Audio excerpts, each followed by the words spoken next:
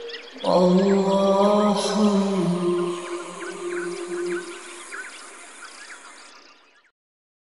اعوذ باللہ من الشیطان بسم اللہ الرحمن الرحیم۔ عزیزان مان، آج اپریل 1983 کی پہلی تاریخ ہے اور درس قرآن کریم کا آغاز سورہ الواقعہ کی آیت 83 سے ہو رہا ہے۔ سابقہ جمعہ کو خصوصی درس تھا، اس لیے تجدید یادداشت کے لیے یہ عرض کر دوں کہ سلسلہ کلام یوں چلا آ رہا تھا، اور ویسے تو قرآن کریم کا بنیادی نقطہ اور بنیادی تعلیم مکافات عمل ہے۔ وہ زور ہی اس پر دیتا ہے کہ انسان کا ہر عمل ایک نتیجہ پیدا کرتا ہے، اور وہ نتیجہ جو ہے وہ انسان کے اختیار میں نہیں ہوتا۔ یہ تو اس کے اختیار میں ہے کہ جون سا راستہ جی چاہے اختیار کر لے، یہ اس کے اختیار میں نہیں ہے کہ راستہ غلط اختیار کرے اور صحیح منزل پر پہنچ جائے۔ ہر راستے کی منزل متعین ہے، یہ اس کے اختیار کی بات ہے کہ کون سا راستہ یہ اختیار کرتا ہے۔ اب جو فرق پڑتا ہے انسان اور انسان میں وہ یہی ہے، کچھ انسان ہیں وہ یہ کہتے ہیں کہ نہیں، مکافات عمل کوئی شے نہیں ہے، انسان خود ہی اپنے لیے ایک راستہ تجویز کرے، خود ہی اپنے لیے منزل تجویز کرے، اور اس کے بعد کوئی غلطی ہو جائے اس کی تصحیح کرے۔ کوئی قوانین ایسے نہیں ہیں کہ جس سے یہ متعین طور پر ہو، جیسے قرآن کہتا ہے کہ ظالم کی کھیتی بنپ نہیں سکتی۔ یہ ایک قانون ہے قرآن کی روح سے، یہ ایک اصول ہے جو غیر متبدل ہے۔ تو ایک نقطہ نگاہ تو یہ ہے کہ اس چیز کے اوپر یہ یقین ہو کہ واقعی یہ قوانین خداوندی غیر متبدل ہیں، اور دوسرا یہ ہے کہ نہیں، جو جی میں آئے کرتے جاؤ، اس کے لیے اگر تدبیر آپ کر لیتے ہیں، مختلف خدشات اور خطرات کے راستے بند کر دیتے ہیں، تو پھر راوی عیش لکھتا ہے، کوئی گرفت نہیں، کوئی مواخذہ نہیں، کوئی اور غلط نتیجہ نہیں۔ تو یہی ہے اصل میں بنیادی تعلیم جو ہے قرآن کی۔ اسی کے مطابق بات چلی آ رہی تھی کہ تم جو یہ ذرائع پیداوار کو جنہیں ہم نے مخلوق کی پرورش کے لیے بنایا ہے، خدا کی طرف سے یہ پیدا بھی کیے گئے ہیں، خدا کی طرف سے تمہیں مفت ملے ہیں، اور یہ مخلوق بلکہ ہر ذی نفس کی پرورش کا ذریعہ معاش ہے۔ انہیں تم اپنی ملکیت تصور کر لیتے ہو اور اس کے بعد حاجت مندوں کو اس سے محروم کر دیتے ہو۔ یہ غلط راستہ ہے جو تم اختیار کرتے ہو، اس کا نتیجہ تباہی ہوگا۔ اور وہ اس کے بعد یہ کہتے ہیں کہ یہ کوئی ایسی چیز نہیں کہ کوئی خارج سے قوت ہے جو یہ کہتی ہے کہ اس کا نتیجہ تباہی ہوگا۔ اگر ہم تباہی آنے والے اسباب، ذرائع اور راستوں کو روک لیں اور وہاں انتظامات ایسے کر لیں کہ وہ نہ تباہی آئے، تو پھر کوئی تباہی نہیں آ سکتی۔ یعنی بات اتنی ہے کہ کیا یہ واقعی کوئی قوانین ہیں انسان کے اوپر کہ جس سے شر کا نتیجہ تباہی ہوتا ہے اور خیر کا نتیجہ بھلائی ہوتا ہے ایسے قوانین یا نہیں؟ یہ ہے ساری بحث جو چلی آ رہی ہے قرآن کی تعلیم کی۔ اسی سلسلے میں وہ یہ کہتا چلا آ رہا تھا کہ قوانین خداوندی کے مطابق زندگی بسر کرنے کا نتیجہ، جسے عام اصطلاح میں جنت کی خوشگواریاں کہا جاتا ہے، اس کی خلاف ورزی کرنے کا نتیجہ وہ تباہیاں کہ جنہیں جہنم کہہ کے پکارا جاتا ہے۔ یہ دونوں چیزیں چلی آ رہی تھی۔ قرآن کا انداز یہ ہے، اور یہی طریق ہو سکتا ہے کہ یہ جتنے بھی ایبسٹریکٹ قوانین یا اصول ہیں، محسوس نہیں ہیں، وہ انہیں دلائل سے تو سمجھاتا ہے، لیکن وہ اس سطح کے اوپر جہاں لوگ دلائل سے زیادہ محسوسات سے علم حاصل کرتے ہیں، محسوسات کے ذریعے سے اچھی طرح سے بات سمجھتے ہیں، تو وہ محسوسات کے ذریعے سے بھی سمجھاتا ہے۔ جیسا میں نے عرض کیا تھا کہ وہ عمل اور نتیجے کو سمجھانے کے لیے عام طور پر کھیتی کی مثال دیتا ہے، دانے کی، اور دانے میں سے جو فصل پیدا ہوتی ہے اس کی۔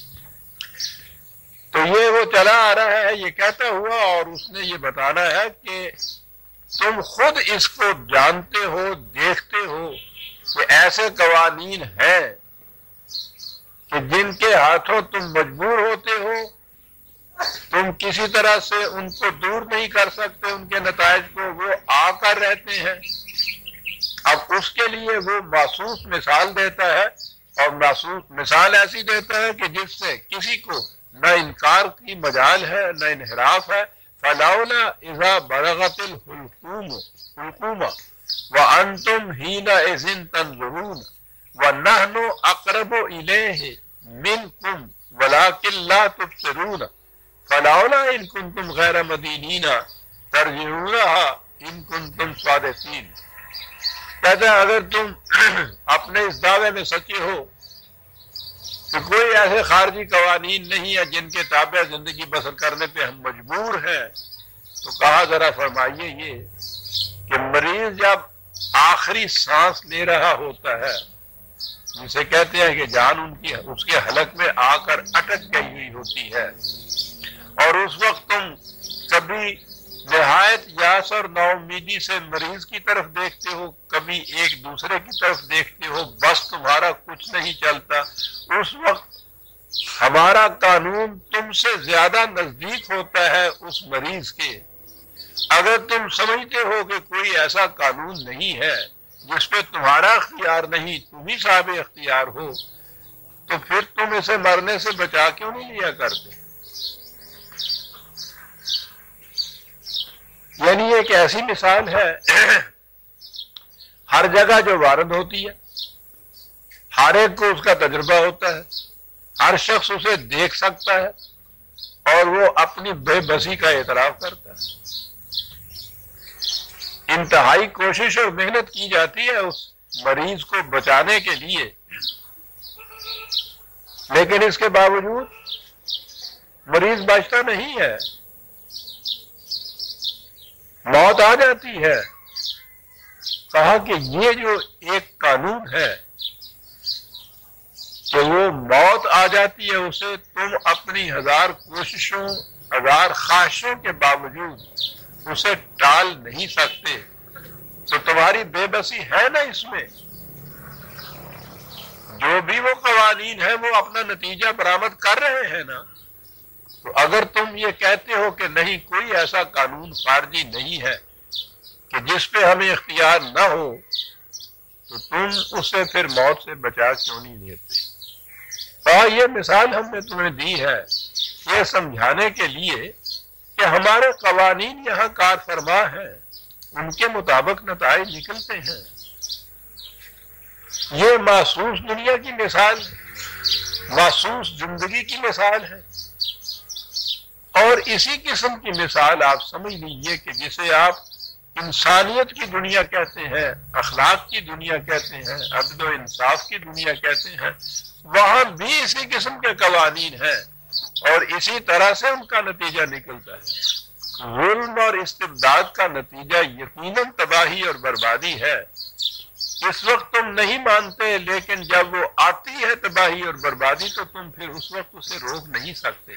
اتنی سی بات ہم یہ تمہیں کہتے ہیں کہ اس کے آنے سے پہلے اس کا اہتمام کر لو کہ وہ تباہی نہ آئے، اور وہ اسی طرح سے جیسا کہ بات اس نے یہ شروع کی تھی، فَسَبِّحْ بِاسْمِ رَبِّكَ الْعَظِيمِ۔ چھوٹے چھوٹے سے پیمانے کے اوپر تو تم اپنے گھر بار کا، بال بچوں کی ربوبیت کا، پرورش کا انتظام کرتے ہو، خدا کا نظام یہ ہے کہ عالمگیر ربوبیت ہونی چاہیے، دنیا میں کوئی ذی نفس اور کوئی انسان بھوکا نہیں رہنا چاہیے۔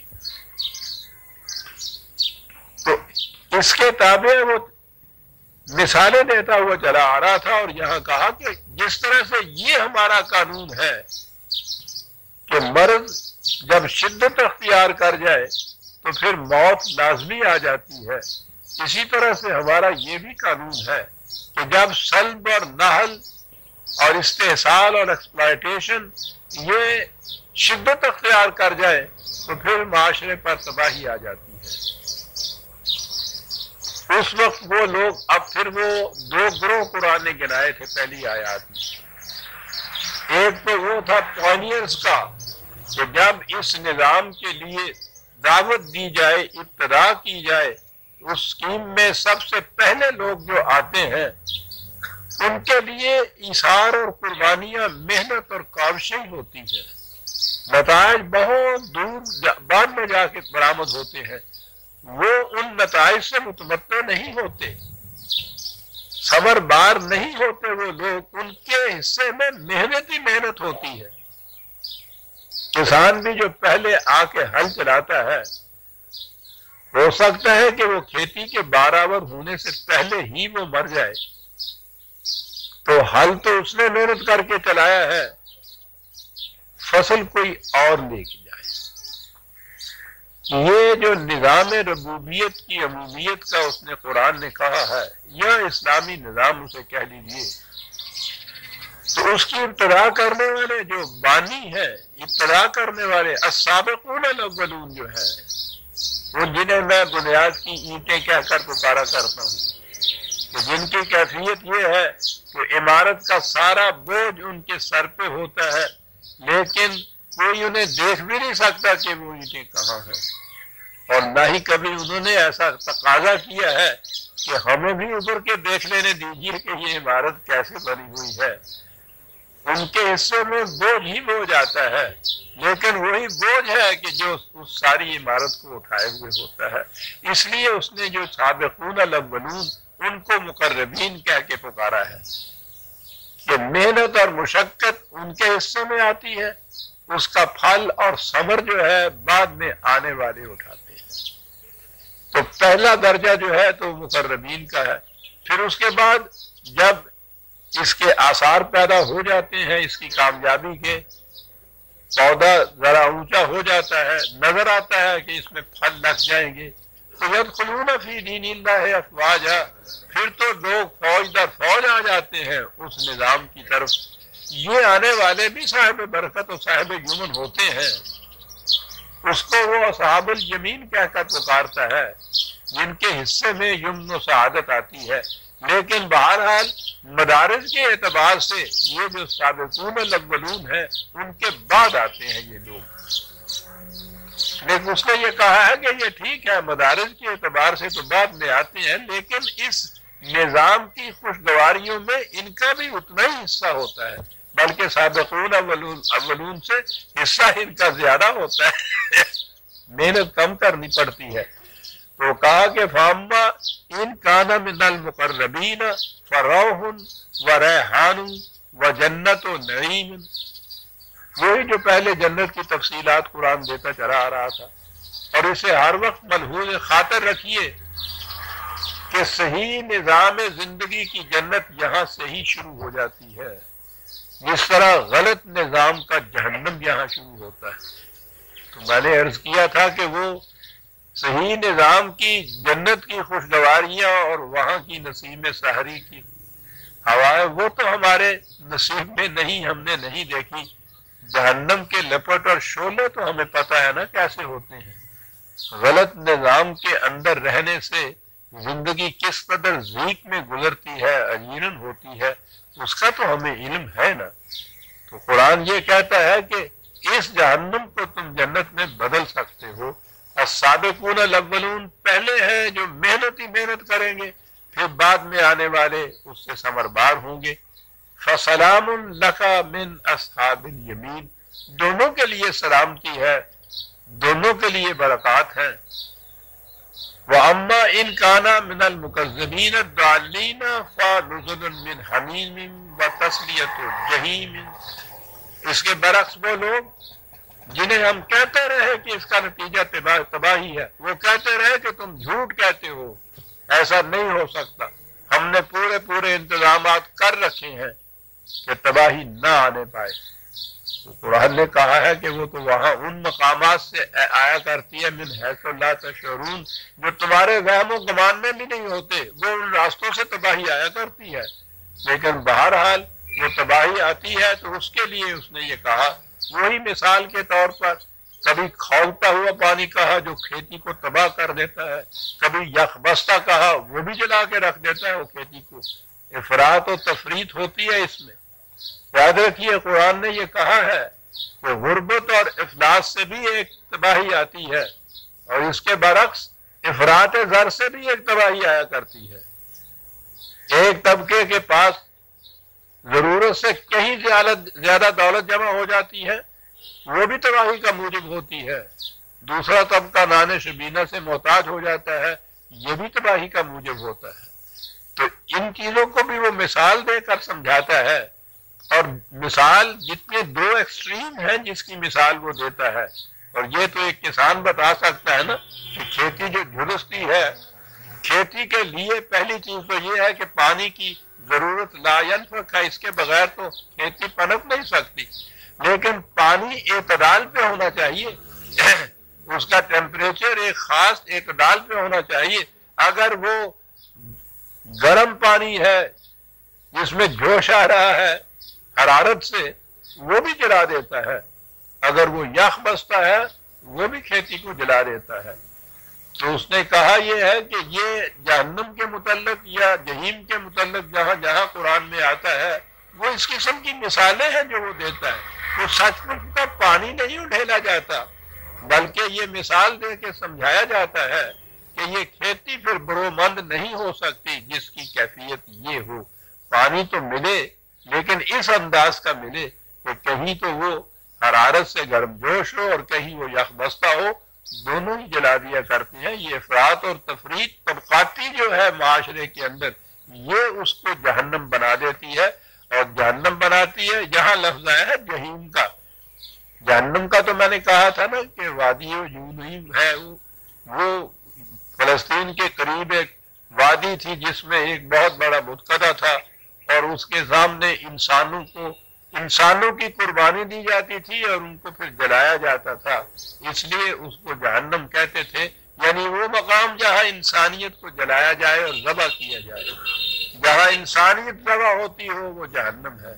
اور جہنم میں نے کہا تھا کہ جہاں بھی کسی قوم کی کسی کی ارتقائی رفتار رک جائے، جامد ہو جائے، منجمد ہو جائے، ایک مقام پہ رک جائے، ٹھہر جائے، آگے نہ بڑھ سکے، اسے جہنم کہا جاتا ہے۔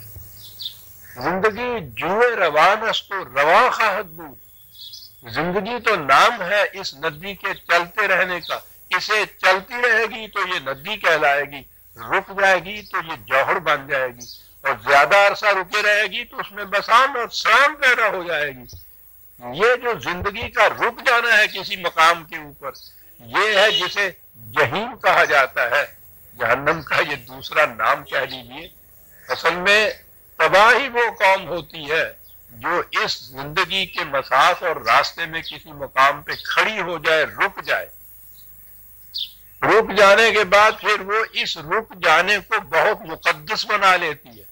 اسلاف کی پیروی جو ہے، جو چلا آ رہا ہے ہمارے ہاں سے مسلک، ہم اسی کے پیرو رہیں گے۔ کھڑے ہو کے ہم سوچیں گے بھی نہیں کہ وہ صحیح ہے یا غلط ہے، قرآن کے مطابق ہے یا نہیں، ہمیں اس کی ضرورت نہیں ہے۔ اب یہ رک گئے، بڑے فخر سے تقلید کہا جاتا ہے اس کو۔ اور تقلید قلادہ تو اس رسی کو کہتے ہیں جو مویشی کے گلے میں باندھ دی جاتی ہے کہ چل نہ سکے وہ۔ ایسی قومیں چلتی نہیں ہیں۔ مسافر زندگی میں 1000 برس جہاں پہلے آپ کی یہاں قوم کھڑی تھی وہاں کھڑی ہے۔ دنیا کہیں سے کہیں چلی جاتی ہے اور وہ اسی مقام کے اوپر کھڑے ہوتے ہیں۔ یہ جہنم ہے۔ تو کہا کہ یہ ہے وہ قوم کہ جو ایک مقام پہ رک جاتی ہے، آگے نہیں بڑھتی، اور پھر وہاں انسانیت جل جاتی ہے اس کی۔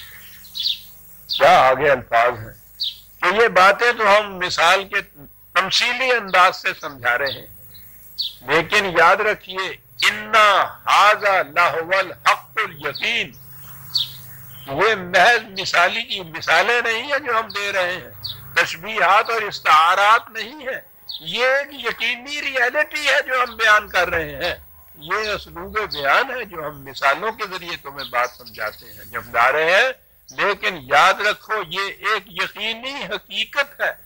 الحق بھی یقینی چیز ہوتا ہے، اپنے مقام پہ اٹل ہوتا ہے، اس میں اور شدت پیدا کرنے کے لیے حق الیقین ساتھ اس کے کہا ہے کہ یہ ایک یقینی ریئلٹی ہے جو ہو کر رہے گی، یہ نتائج مرتب ہو کر رہے گی، اسے یاد رکھو، یہ محض مثالیں نہیں ہیں۔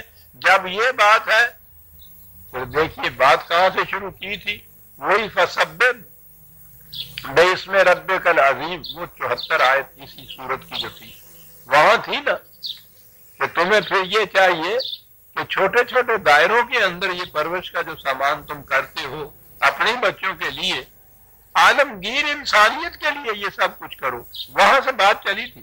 اور سورت کی آخری آیت یہ سب کچھ بیان کرنے کے بعد کہا فسبح باسم ربک العظیم، وہی کہ یہ ہے کرنے کی بات، فسبح باسم ربک العظیم۔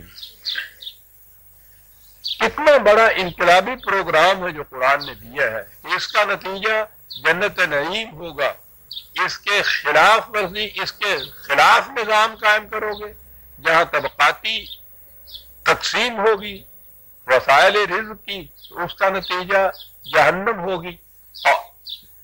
اور کہا یہ کہ تمہارے لیے کوشش کرنے کی بات یہ ہے کہ تم اس ربوبیت خداوندی کو عام کرو، عظیم ربوبیت خداوندی جو ہے اس کا نظام قائم کرو۔ سب اب ہمارے ہاں تو جب دین مذہب سے بدلتا ہے تو الفاظ وہی رہتے ہیں، مفہوم بدل جاتا ہے۔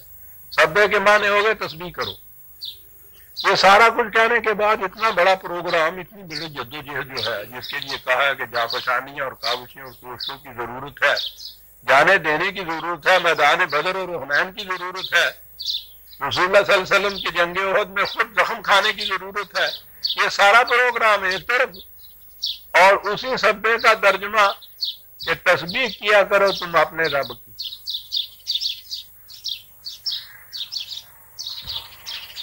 قرآن کے حکم کا فریضہ ادا ہو گیا،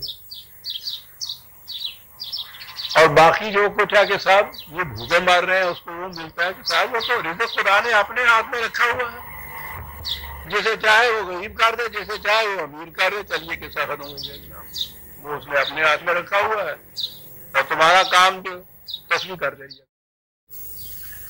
سوال ذہن میں یہ پیدا ہو رہا تھا کہ یہ کچھ ایسا ہے جیسا کچھ خدا کا اپنا کام ہے جو وہ ہم سے کرانا چاہتا ہے۔ یہی چیز ہے نا، ہمارے ہاں جتنا تصور ہے پرستش کا، اس میں تو کوئی خدا کا کوئی کام ہے نا جو کیا جاتا ہے، اس کے سامنے جا کے کھڑے ہو کے قصیدے پڑھے جاتے ہیں الحمدللہ ان کے ترجمے کے مطابق، تو بڑا، بہت بڑا، تیری شان بڑی، تیری حمد و ستائش ہم کرتے ہیں، ہم تیری پرستش کرتے ہیں، اس کا کچھ کرتے ہیں، اور اس کے بدلے میں تو ہمارا یہ کر دے، تو ہمارا یہ کر دے، یعنی صبح سے شام تک ہر کام جتنا بھی ہے وہ اللہ میاں کرے گا تمہیں، اللہ یہ دے دے، اللہ یہ کر دے، اللہ وہ کر دے، وہ اس کام کے لیے رکھا ہے، اور یہ اس کی پرستش کرتے ہیں، عبادت کرتے ہیں، قصیدے پڑھتے ہیں، یعنی یہ جو ہے سبح تسبیح کرنا یہ خدا کے لیے خدا کا کوئی کام ہے جو کچھ ہم کر رہے ہیں۔ کہا یہ ہے تمہارے ذہن میں، عزیزان من قرآن کا معجزانہ انداز دیکھیے، یہ سورہ واقعہ کی آخری آیت ہے کہ یہ کرو، تو جو ذہن میں خیال پیدا ہوا کہ خدا ہم سے کچھ یہ اپنے لیے کرانا چاہتا ہے، تو اگلی سورہ الحدید شروع ہوئی بسم اللہ الرحمن الرحیم، اور اس کی پہلی آیت ہے بابا سبح للہ ما فی السماوات والارض، اس سے تمہاری ان تصویروں کی کیا ضرورت ہے، کائنات کی پستیوں اور بلندیوں میں ہر شے، اب یہ سبح کا لفظ وہی یہاں آیا جو یہاں پہلے ہے، ترجمہ وہی صاحب تسبیح کرتی ہے۔ ساتھ ساتھ یہ کائنات کی ہر شے تسبیح کرتی ہے. لگے ہاں وہ سب کرتی ہیں لیکن تم ان کی تسبیح کو دیکھتے نہیں ہو. وہ باہر ہاتھ میں نہیں رکھتی وہ تسبیح. ہر شے تسبیح کرتی ہے, ہر شے تسبیح کرتی ہے. تم بھی تسبیح کیا کرو. وہ سارا نظام, سارا پروگرام, سارا اس لیے کہ تسبیح کیا کرو جناب. پھر وہ لاکھ لاکھ دانے کی تسبیح ڈھیر لگے ہوئے ہوتے ہیں, اس طرح سے تسبیح ہوگی. تسبیح کیا کرو جناب. کیسا ربط ہے. سورت ختم ہو رہی ہے, سورت کی ابتدا ہو رہی ہے, فسبح بسم ربک العظیم کا حکم ہو رہا ہے یہ کرو. اور یہ کہ یہ ہماری خاطر نہیں ہے, ہم تم سے کہتے کہ کچھ کام ہمارا رکا ہوا تم کرو. تم کیا سبح للہ ما فی السماوات. توجہ دلائی اس طرف کہ خارجی کائنات جو محسوس پیکر میں تمہارے سامنے آئی ہے وہ دیکھو تو صحیح کہ وہاں لا قانونیت ہے یا کسی قانون کے تابع ہے, وہ مصروف گردش ہے. آپ کو معلوم ہے, اب تو ان الفاظ کے معانی آپ کے سامنے مدتوں سے آ رہے ہیں, 25 برس سے یہ درس بھی ہو رہا ہے. سبح کے معنی ہوتے ہیں کہ کسی مقصد کے حصول کے لیے پوری کوشش کر دینا.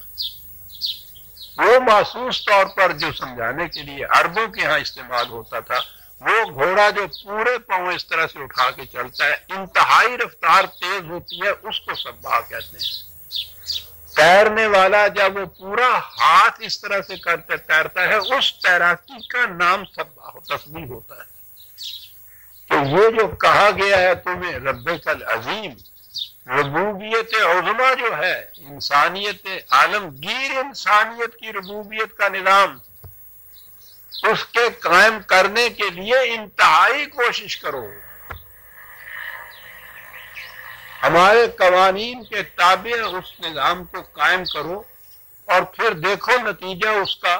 دیکھتے نہیں خارجی کائنات کس حسن و خوبی سے اس کا نظام چل رہا ہے. ہر شے اپنے اپنے وقت کے اوپر جو بھی قانون اس کے لیے مقرر ہے اس کی فرما برداری میں سرگرداں پھر رہی ہے, اور نتائج کتنے خوشنما نکلتے چلے جا رہے ہیں. ہر شے کا نتیجہ برآمد ہوتا ہے اس قانون کے مطابق جو ہم نے مقرر کیا ہے. کیوں ہوتا ہے؟ کیونکہ وہ اس قانون کی اطاعت کر رہی ہوتی ہے. کائنات کی ہر شے مصروف گردش ہے اس پروگرام کی تکمیل کے لیے جو خدا نے اس کے لیے مقرر کیا ہے. تو ایک پروگرام تمہارے لیے بھی مقرر کیا ہے, تم بھی وہ کرو. اسی انداز سے یہ تمہاری زندگی, تمہارا معاشرہ ہو جائے گا جس حسن و خوبی سے یہ خارجی کائنات چل رہی ہے. اب دیکھ رہے ہیں کہ یہ تسبیح کے معنی کیا ہو گئے, اور ایک آیت کے آخری آیت اور دوسری آیت سورت, ایک سورت کی آخری آیت اور دوسری کی ابتدائی آیت, وہاں سے ہی وہ لنک ملتا ہوا چلا گیا. سبح للہ ما فی السماوات والارض وہو العزیز الحکیم. کیا بات ہے.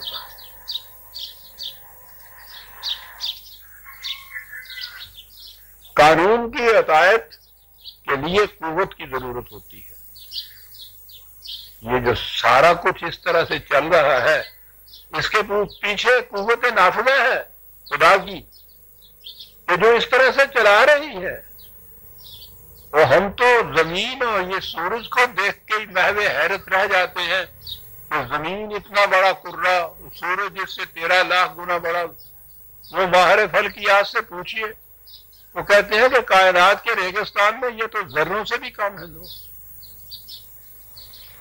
اس کائنات میں جنہیں تم یہ کرے کہہ رہے ہو, وہ سوال ہی نہیں کہ ان کا کوئی شمار کر سکے, کوئی ہیتا تصور میں بھی لا سکے کہ وہ کیا ہے.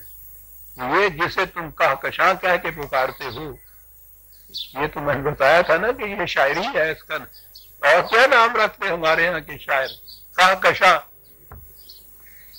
ریت کے اوپر سے گھاس کا ایک گٹھا کھینچ کے لے جائیے, جو نشان پیچھے بنتا ہے نا, انہوں نے کہا یہ اس قسم کا نشان ہے.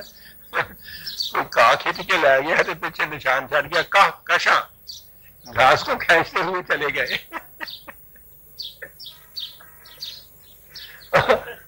ہم تو یہیں تک پہنچ سکتے تھے. شاعری ہے کہکشاں. ان سے پوچھئے ویم جین سے مسٹیریس یونیورس کم از کم اس کی ایک ابتدائی کتاب ہے, وہی پڑھ لیجیے. پوچھئے نہیں دانتوں میں انگلی اٹھائے آسمان کی طرف وہ دیکھ رہا ہے وہ شخص.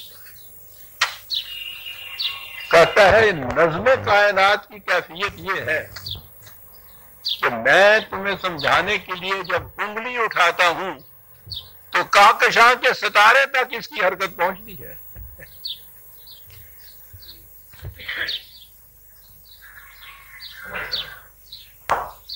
منشت آپ کو بتایا تھا, ایک ہے تو چھوٹی سی کتاب ہی دی گریٹ ڈیزائن. یہ کتابیں یہاں تو ملتی نہیں, یہاں تو آہستہ آہستہ علم کی ضرورت ہی نہیں رہا, محفوظ ہوتا چلا جا رہا ہے. علم کی ضرورت نہیں ہے سہولت کے اندر, کتابیں ہی نہیں ملتی یہاں. یہ بڑی, اور اب تو یہ بہت آگے چلے گئے. میں تو بہت پہلے کی بات کر رہا ہوں جب یہ کتابیں تھیں تو اس نے کیا یہ تھا, بلکہ ایک سوسائٹی تھی, اس نے یہ جتنے علوم ہیں خارجی کائنات کے مختلف, ان علوم کے جو اس دور کے ماہرین تھے, چوٹی کے اساتذہ, ان سے کہا تھا کہ ہمیں یہ بتائیے کہ جس شعبے میں تم تحقیق کر رہے ہو تمہاری تحقیق کس نتیجے پہ پہنچ رہی ہے کہ یہ سارا کچھ یوں ہی الال ٹپ جسے ہم کہتے ہیں ہنگامی طور پر ایسے ہی ہو رہا ہے بائی چانس, یا اس کے پیچھے کوئی نظم ہے, کوئی آرڈر ہے, کوئی لا ہے, کوئی قانون ہے, تم کس نتیجے پہ پہنچے. یہ ایک سوال انہوں نے کیا تھا کوئی 10-12 علوم کے بڑے بڑے اساتذہ سے جناب, اور ان کے جوابات اسی طرح سے شائع کر دیے تھے. ان میں سے ہر ایک کا جواب یہ تھا کہ ہماری تحقیق جس نتیجے پہ ہم پہنچاتی ہے, ہم دیکھ رہے ہیں کہ اس قدر نظم و ضبط ہے, کوئی قوت اس انداز سے اس کو اپنے کنٹرول میں لیے ہوئے ہے کہ ہم محو حیرت رہ جاتے ہیں. کس نے یہ کہا تھا؟ جیز نے تو وہ کہکشاں یا ان کرنوں کے متعلق یہ بات کہی تھی. ایک بوٹنسٹ تھا, یہ درختوں کا سبزیوں کا ماہر جو تھا, اس نے ایک گرین لیف اس کا ہیڈنگ تھا جی, اس کے ٹاپک, اس کے مقالے کا. وہ کہتا تھا کہ یہ سبز پتا اس کی دھاریوں کے اندر جو کچھ ناچ رہا ہے, میں ساری عمر اس پہ تحقیق کر کے تھک گیا ہوں, انتہا نہیں ہو رہی صاحب. ایک سبز پتے کے اندر کیا ہو رہا ہے. سبح للہ ما فی السماوات والارض. یہ کیوں ہو رہا ہے؟ کائنات کی ہر شے اس پروگرام کی تکمیل کے لیے سرگرداں ہے جو اس کے لیے مقرر کیا گیا ہے. پوچھئے ان سے یہ کیوں ایسا ہو رہا ہے؟ اس لیے کہ وَهُوَ الْعَزِيزُ الْحَكِيمُ, وہ صاحب غلبہ ہے, عزیز. یہ جسے ہم کہتے ہیں نا عزت, اس کے معنی اصل میں غلبہ اور اقتدار ہوتا ہے. عزیز ہے, وہ صاحب غلبہ ہے. اب صاحب غلبہ تو ہلاکو چنگیز اور فرعون و نمرود بھی ہوتے ہیں, اس کے ساتھ الحکیم بھی ہے. اس کا غلبہ دھاندلی کا غلبہ نہیں ہے, حکمت پر مبنی ہے, قانون پر مبنی ہے, ریشنلی ہر چیز کو کنٹرول کر رہا ہے, جسے آپ کہتے ہیں غلبہ ہے, اور حکمت پر مبنی غلبہ ہے, جس کا نتیجہ یہ ہے کہ کائنات کی ہر شے اپنے مفوضہ پروگرام کی تکمیل میں سرگرداں ہے, انتہائی سرگرداں. اس لیے کہ لہو ملک السماوات والارض, کائنات کی پستیوں اور بلندیوں میں اقتدار اور قدرت یہ اسی کا ہے, کسی اور کو یہ چیز حاصل نہیں ہے. اقتدار اسی کا ہے, ملک اسی کا ہے. انتہا تمہاری زندگی کی جو ہے یحیی و یمیت, زندگی اور موت تمہاری جو ہے وہ بھی اس کے ہاتھ میں ہے, اس کے قانون کے ہاتھ میں. کہیں جب بھی قرآن میں آپ یہ کہیں نا کہ خدا یہ کرتا ہے, خدا نے یہ کیا, تو اس کا ترجمہ کر دیا یوں کر دیا کہ یہ کہ خدا کے قانون کے مطابق یہ ہوا, خدا کے قانون کے مطابق یہ ہوگا. بات بڑی صاف ہو جائے گی. جو ہی آپ نے یہ چیز نکالی اور یہ کہا کہ خدا رزق دیتا ہے، خدا بھوکا مارتا ہے، تو وہاں تو پھر بات بہت دور تک جا پہنچتی ہے۔ وہاں تو آپ کے ہر خطبے میں، اور جمعے کا ہی خطبہ نہیں ہے وہ، آپ کے ہاں تو نکاح کے خطبے میں بھی، اور ہر مقام کے اوپر وہ جو خطبے کے پہلے سے وہ پڑھتے ہیں، اس میں یہ نہیں یاد اللہ ہو تعبد اللہ لہو ومن یضلل ہو فلا ہادی لہ، ترجمہ ان کا کیجیے کہ جس کو خدا گمراہ کر دے اس کو کوئی راہ راست پہ نہیں لا سکتا۔ وہ خدا گمراہ بھی کیا کرتا ہے معاذ اللہ۔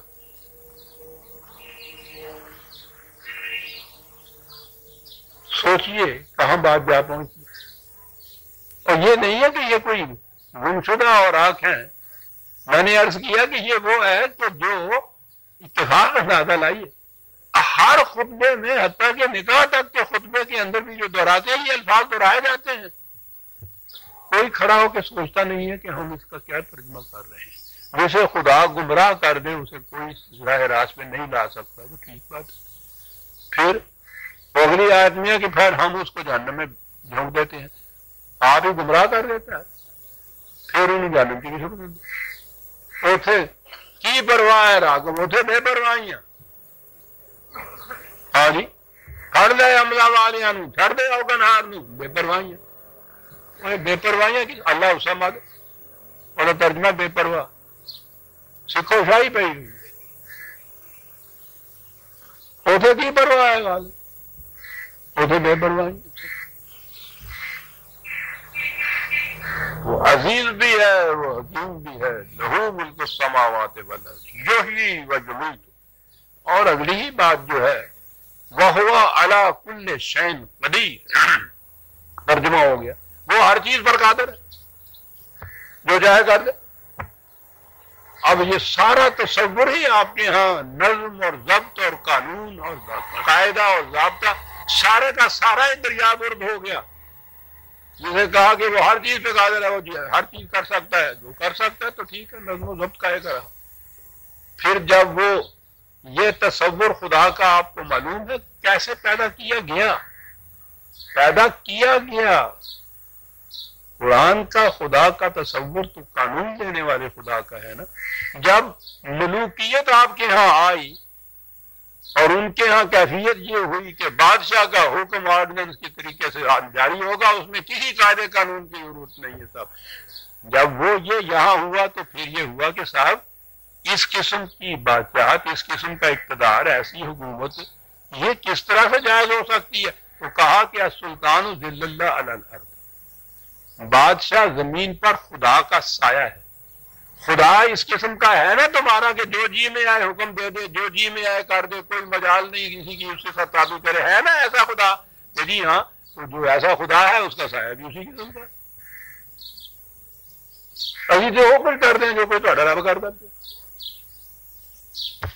عزیزان من، میں کیا عرض کروں، زندگی آخری ہو جاتی ہے، بہت کچھ ہے ابھی ذہن میں کہنے کا۔ آپ کی یہ تاریخ پڑھائی جانے کی ہے کہ آپ کے یہ تصورات اور کانسیپٹ قرآن کے جو ہے بدلے کس طرح سے۔ آپ نے دیکھا ہے کتنی سی بات میں کہ خدا کو اس قسم کا کیسے بنایا کہ جس کے ہاں نہ کوئی قاعدہ ہے نہ کوئی قانون ہے۔ شادی کے الفاظ میں کبھی وہ سلام کیجئے اس کو تو وہ سولی پہ چڑھا دیتا ہے، کبھی اس کو گالی دیجئے تو وہ خلط بخش دیتا ہے۔ بات جو چاہے کرے،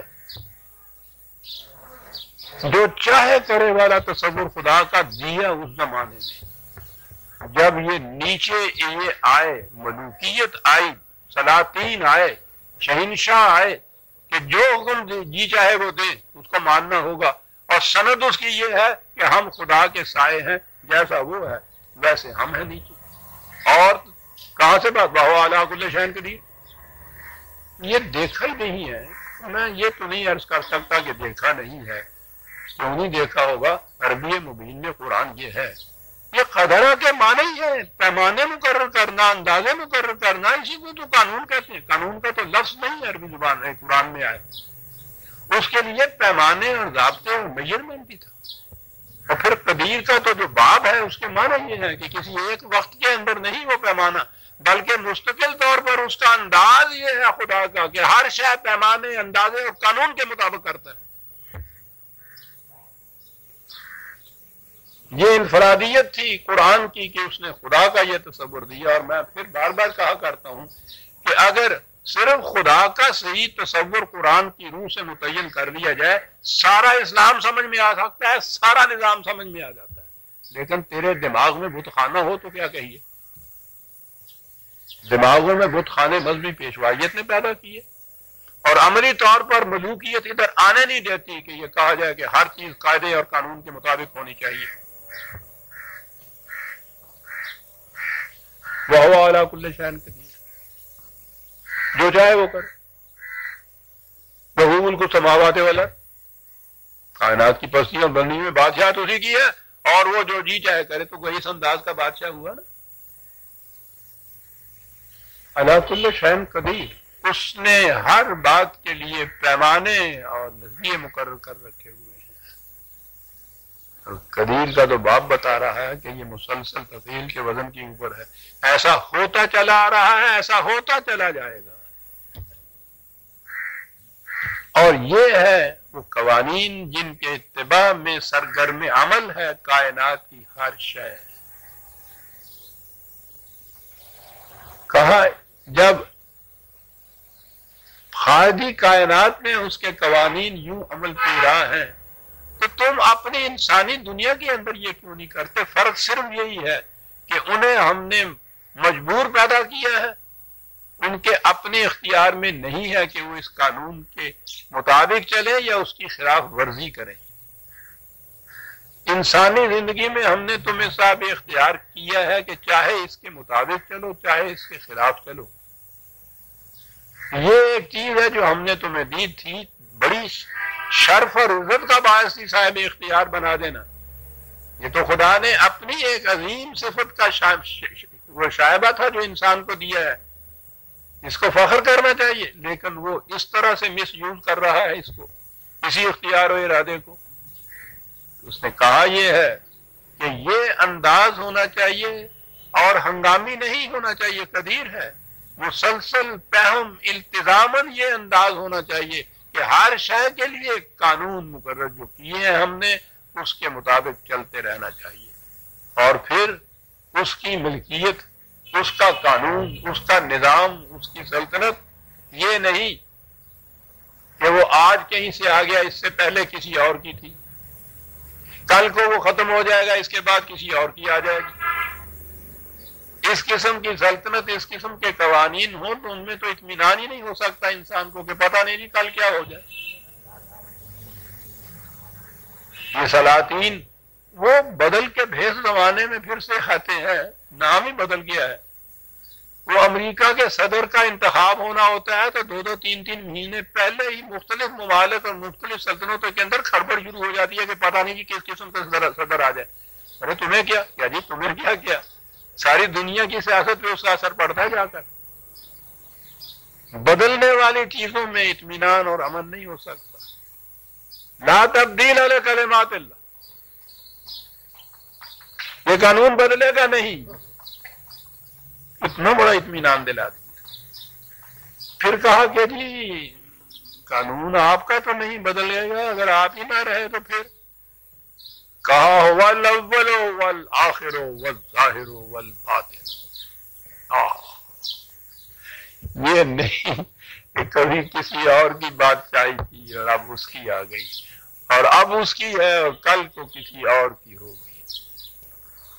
کیا بات سمجھا دی ہے اس نے.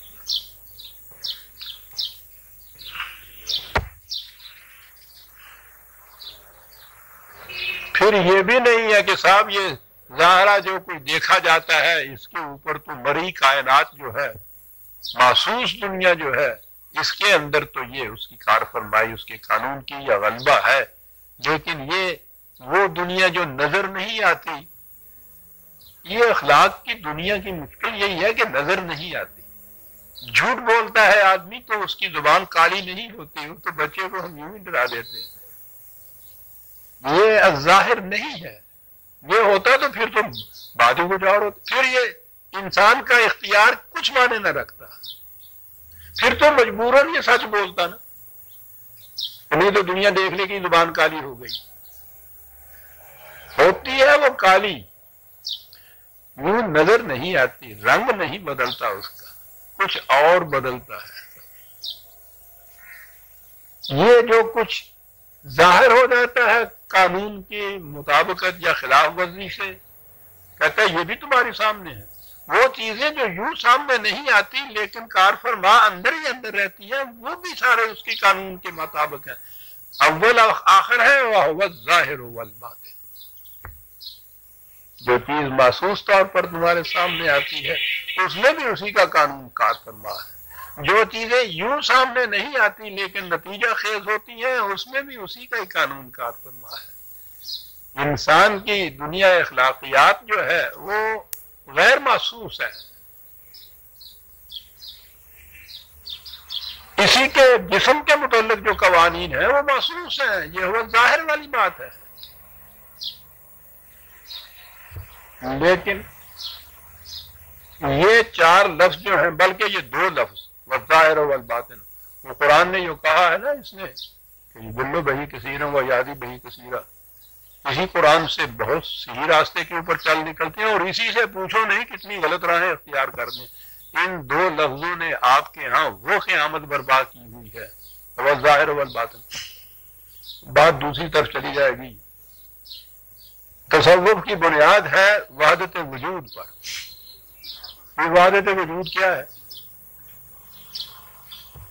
جدھر دیکھتا ہوں ادھر تو ہی تو ہے، رام بھی وہی ہے، رحیم بھی وہی ہے، یہ سب کچھ خدا ہی خدا ہے۔ تو بھی خدا ہے، میں بھی خدا ہوں، یہ بھی خدا ہے، وہ بھی خدا ہے، سب کچھ خدا ہے۔ ارے وہ جو سب سے پہلے جس نے اس کی بنیاد رکھی ہمارے ہاں، بات تو یہ لی ہے ہندو فلسفہ سے، ان کے ہاں ہے یہ ولایت کا، محی الدین ابن عربی شیخ اکبر جن کو کہتے ہیں تصوف میں سب سے بڑے جو ہیں، کبھی اٹھا کے پکڑ کے دیکھیے، حیرت ہوتی ہے کہ یہی نہیں ہے کہ وہ مسلمان مانتے ہیں، یعنی بلند ترین درجے کے اوپر منظر قرآن منظرہ برداشت، قرآن کا مغز جس نے اٹھا لیا ہے، کیا کہتا ہے وہ؟ کہتا ہے فرعون کو یہ حق حاصل تھا وہ کہے انا ربکم الاعلی، کہ میں رب ہوں، اس لیے کہ رب اور فرعون جدا نہیں ہے۔ یہ ہے وحدت وجود کا عقیدہ۔ ایک نظر کسی فرصت ملے نا تو میری کتاب تصوف کی حقیقت دیکھ لیجیے گا۔ یعنی لا الہ الا اللہ کا مفہوم بیان کرتے ہیں کہ یہ جو الہ باطل ہے نا، یہ بت جو مانتے ہیں، فلاں کو بھی عیسیٰ کو بھی خدا مان لیا، اور انہوں نے کرشن کو بھی خدا مان لیا، اور بت کو بھی لا الہ، یہ کوئی الہ نہیں ہے الا اللہ، یہ اللہ ہی اللہ ہے سارے۔ ترجمے ملاحظہ فرماؤ، یہ سب اللہ ہیں، وہ تو اڈا ستیہ۔ اور یہ کسی بنگڑ خانے کے چرسیے کی بات نہیں ہے کہ اس نے سوٹا مارا اور کہا کہ وہ کہے حسین نے مارا کہ تو بھی ہوئی ہے، اندر بھی ہوئی ہے، باہر بھی ہوئی ہے، میں بھی تو ہوئی ہے، تو بھی تو حسین نے مارا نہیں۔ اتنے بڑے یہ جلی جو ہیں وہ یہ دین ابن عربی، اور پھر تصوف کے اندر کے یہ علماء سارے 100 والیوم تفسیروں کی لکھی ہوئی۔ ایک نے کہا میں تو بسم اللہ کی 100 تفسیریں لکھ سکتا ہوں، دوسرے نے کہا میں بسم اللہ کے بے کے نقطے کی 100 تفسیریں لکھ سکتا ہوں۔ میں نے کہا نقطہ نام ہی ہوئے تو 100 لکھ سکتا۔ وہ جب اپنے کو بھی لکھتے ترے جانے تو تینوں نقطے کی کی لوڑ ہے گی؟ نہیں گا، نہیں گا۔ وحدت الوجود، وجودیہ جس کو کہتے ہیں۔ یہاں ابتدا تو انہوں نے اس سے کی کہ رسول اور خدا کو ایک بنایا، وہی جو مستوی عرش ہے خدا ہو کر معاذ اللہ اتر پڑا وہ مدینے میں مصطفیٰ ہو کر۔ اگرچہ ظاہر میں وہ عرب ہے مگر حقیقت میں عین رب ہے۔ دیکھیں نا وہ عرب کو عین اور رب، عین رب ہر جگہ بشکل دیگرہ یار بڑا۔ اس فکر میں تو آئے ہم جانتے ہیں تو ہی ہے حقیقت میں۔ گھونگھٹ لاؤ میرے یار، آنکھ بہاؤ میرے یار، یہ کیفیت ہے۔ یہ سارا کچھ قصہ بنیاد ہوا ظاہر والباطن۔ وہی ظاہر ہے، وہی باطن ہے سب، تو ہے سب، کیا بتائیں سر، قرآن سے تائید لائی جا رہی ہے۔ اور میں نے عرض کیا نا کہ قرآن تو ہمارے یہ دلوں کے اندر کے جو مان کے چور ہیں نا، خدا تو جانتا تھا، عجیب بات ہے، اس کے آگے ہے وَهُوَ بِكُلِّ شَيْءٍ عَلِيمٌ، ہم جانتے ہیں، ہر شے کا علم ہم رکھتے ہیں کہ تم کی کرو گے۔ اگلی آیت اس کے دو لفظ خود تردید کر دیتے ہیں، سارے یہ اس کی وَهُوَ مَعَكُمْ أَيْنَمَا كُنتُمْ، ہوا مَعَكُمْ، عربی ذرا سی جاننے والے بھی جانتے ہیں نا کہ ہوا وہ ہے، کم تم ہو، تو اس نے تو خود کہہ دیا کہ ہوا وہ ہے اور تم ہو، یہ تم اور وہ ایک نہیں ہو، یعنی دو لفظوں میں ساری وحدت الوجود کی جتنی عمارت ہے اس کو منہدم کر کے رکھ دیا۔ جب ہوا خدا ہے، تم انسان ہے، تو انسان و خدا تو الگ ہو گئے نا دونوں، اور وہاں یہ چیز ہے کہ ہر انسان بھی خدا ہے، ہر بت بھی خدا ہے، ہر چیز خدا ہے، فرعون بھی خدا ہے، ضرورت نہیں دیتی زبان، ورنہ وہ تو اتنی بے باکی تک چلے جاتے ہیں کہ در مذہب عاشقان یک رنگ، میں نہیں کہہ سکتا، لفظ ہے رسول اللہ صلی اللہ علیہ وسلم کا، اور آگے ہے وہ ابلیس ہم سنگ، کیا پوچھتے ہو؟ اور انہیں مقربین بارگاہ خداوندی سوا کیا جاتا ہے، صحیح اسلام پیش کرنے والے، کیا تماشا ہوا ہے۔ تاریخ یہ لکھی جانی چاہیے عزیزان من، یہ نہیں کہ امیہ کب تک رہے، عباسی کب تک رہے، یہ کہ اس اسلام کے ساتھ ہوا کیا۔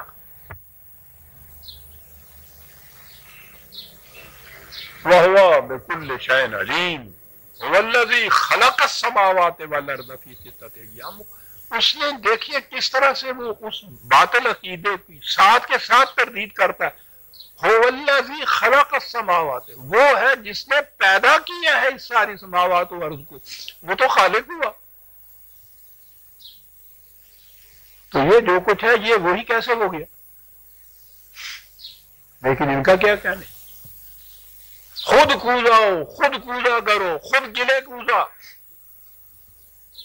کہا وہ خالق بنایا کیا لگے، کوئی بات نہیں، آپے مٹی، آپے چک، آپے کمیار، خود کوزاؤ، خود کوزا کرو، خود گلے کوزا، خود رندو سبو کش، پھر اس میں پیالہ بنا، پیالے میں خود ہی شراب پینے والا، خود برسر یہاں کوزا خریدار برآمد، آپ ہی پھر اس کا خریدار بن کے آیا، بے شکست و رواش و توڑ کے تلیا گیا، کیا بات، پوچھو نہیں پھر جناب جو بجد میں آتے ہیں حضرت خود کوزا، خود کوزا کرو، یعنی اس نے جو کہا ہے وہ اللہ سے خلق السماوات، وہ تخلیق، وہ عمل تخلیق تو کریٹر ایک چاہیے کریشن کے لیے، وہ کریٹر تو الگ ہوگا نا اپنی کریٹر سے۔ میں نے کہا اگلے لفظوں میں یہ تو خدا علیم جو اس نے اپنے آپ کو کہا، وجد آ جاتا ہے یہ چیزیں دیکھ کے عزیزان من کہ زمانہ نزول قرآن میں یہ ابھی ہمارے ہاں عقائد نہیں تھے، یہ تو بہت بعد میں آئے ہیں، اس نے پہلے سے پیش بندی اس کی کر دی ہوئی، وہ علیم ہے، وہ جانتا تھا کہ کیا کرے گا یہ محی الدین ابن عربی۔ والذی خلق السماوات والارض، ظاہر ہے کہ جو خالق اور تخلیق تو دو الگ الگ ہوتے ہیں، لیکن میں نے کہا نا کہ یہ ساری شاعری ہے عزیزان من جو کچھ یہ لوگ پیش کرتے ہیں، حقائق نہیں ہے، لطائف ہے، خود کوزا خود کوزا کرو، خلق السماء فی ستۃ ایام، مختلف سٹیجز کے اندر اس کو پیدا کیا، ثم استوى علی العرش، اب پھر آ گیا وہی ترجمہ کہ پیدا کرنے کے بعد پھر کیا ہوا، ان کے آگے ترجمہ کہ پھر وہ آپ عرش کے اوپر جا کے بیٹھ گئے ویلا ہو کے۔ تورات سے یہ تصور لیا، اس نے یہ کہا ہے نا کہ خدا نے 6 دن میں کائنات پیدا کی تو بہت تھک گیا، تو 7ویں دن پھر اس نے چھٹی کا دن آرام کیا، ہولی ڈے جس کو کہتے ہیں نا، یہ وہ 7واں دن ہوتا ہے جس دن خدا نے آرام کیا اور سو گیا کہ کچھ تھوڑا جی ارمان بھی من کرم دو، 7واں دن سبت جس دن کوئی کام نہیں کرتے نا، یہ یہودیوں کا تصور ہے نا، سبت ڈے جو ہوتا ہے وہ اس میں کوئی کام نہیں کرتے، اسی کا نام ہولی ڈیز. ہم نے بھی اس کے لیے تعطیل کا لفظ اپنے یہاں لے لیا. ہفتے میں ہم بھی ایک دن تعطیل مناتے ہیں، ذہن میں نہیں کہ یہ یہودیوں کی چیز ہے جو کچھ ہم کر رہے ہیں، اور وہ خدا کے تتبع میں کر رہے ہیں. وہ کہتے ہیں اس دن خدا بھی سویا تھا، ہم بھی سوئیں گے، صاحب کام نہیں کوئی کریں گے. آپ کے یہاں تعطیل کا تصور کیا؟ کام کرنے والی قوم میں تعطیل کا تصور کیا؟ کام کو معطل کر دینا تعطیل کے یہ معنی ہے. معطل کیا اور آپ گئے. سب سے بڑا ہولی ڈے آپ کے ہاں، یہ مقدس دن ہے نا ہولی ڈے، آپ بھی اس کو ہولی ڈے کہتے ہیں اپنے. اگرچہ جب موڈ اس کے ساتھ لاتے ہیں تو پھر ہولی ہولی ہو، پھر وہ ہولی ہو جاتی ہے جی ہندوؤں کی ہوتی ہے. ہولی ڈے موڈ ہے.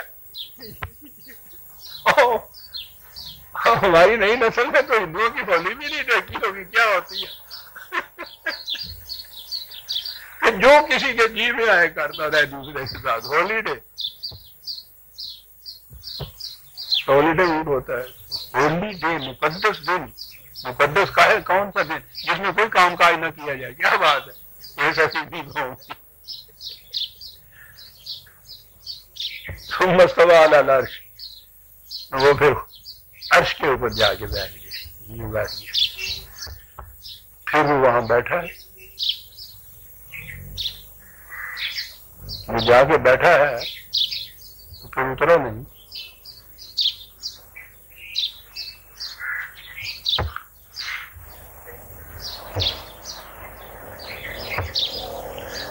وقت ہو گیا لیکن 4 لفظ اس آیت کے متعلق ہو. یعلم ما یلج فی الارض وما یخرج منها وما ینزل من السماء وما یعرج فیها. نظام کائنات کی جزیات تک سے واقف اس کی نگاہوں کے سامنے ہے. زمین کے اندر کیا چیز جاتی ہے، فضا میں اوپر کیا چیز ابھرتی ہے، کون سی چیز میں عروج ہوتا ہے، کون سی چیز میں زوال ہوتا ہے، کون نیچے اترتی ہے، کون اوپر جاتی ہے. سارا نظم کائنات جتنا بھی ہے سارا اس کے علم میں ہے. جب اس نظم کائنات کی یہ کیفیت ہے تو تم اس کے ہیتا اقتدار سے باہر کیسے جا سکتے ہو؟ ہوا معکم اینما کنتم. کیا بات، جہاں تم ہو وہ تمہارے ساتھ ہو. اس کا قانونی مقاصات عمل تمہیں گھیرے ہوئے ہوتا ہے. محیط واللہ محیط بالکافرین، کہیں باہر نہیں جا سکتے. واللہ بما تعملون بصیر، کاہے کے لیے یہ گھیرا ڈالے ہوئے تمہارے گرد؟ کیا بات ہے، جو کچھ تم کرتے ہو وہ اسے دیکھتا ہے. لہو ملک السماوات والارض، اقتدار کائنات میں صرف اس کا ہے. اور بات وہ ہے جس کے لیے یہ سب کچھ وہ کرتا ہے. اللہ ترجع الامور، تمام امور کے فیصلے اس کے قانون کے مطابق ہوتے ہیں. یاد رکھو سورہ حدید کی آیت 5 تک ہم آ گئے عزیزان من. 6 آیت سے ہم آئندہ لیں گے. ربنا تقبل منا انک انت السمیع العلیم.